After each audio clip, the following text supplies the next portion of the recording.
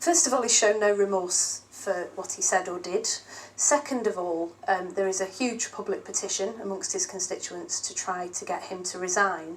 But thirdly, this is a man who thinks that women are cooking and washing material, in his own words, and yet gets a vote on the future of childcare in the borough. He thinks that rape is funny, and yet he gets to decide over whether domestic violence services are funded.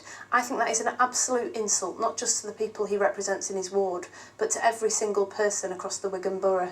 I mean, I understand the frustration of yourself and of the council, but at the end of the day, we live in a democracy, and it's surely down to the public to vote at the ballot box to get him out, and not for it not to be done before that. Well, that's absolutely right, but the trouble is that the public has stuck with this man for another 2 years. And before the election, David Cameron said that where politicians break that bond of trust with the public, we will bring forward powers so that you can get rid of them. Now, the government's done absolutely nothing for 4 years. They've now brought forward this bill that gives MPs the power to remove other MPs, but it'll do absolutely nothing to give the public the ability to kick out this independent councillor in Wigan, and that is not good enough. We've got 2 more years to go, and every woman in the borough is rightly up in arms. I mean, what do you want to see done then? Do you want something like the Standards Board for England brought back, where they had more control and more ability to get rid of councillors if they broke conduct rules? Well, there's a campaigning group called 38 Degrees that's put forward an alternative bill to the government's that would cover councillors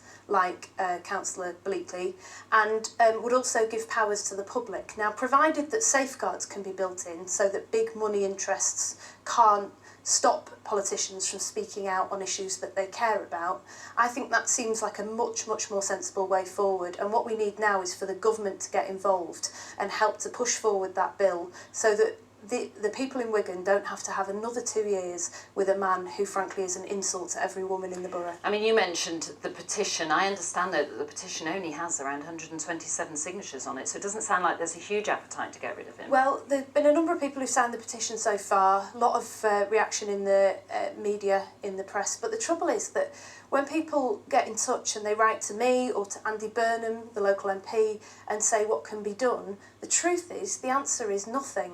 And so at the moment people are signing a petition saying please get rid of this man, but actually nobody, including me, has the power to do anything about it. That's a situation that simply can't go on. All right, Lisa, Nandy, thank you very much.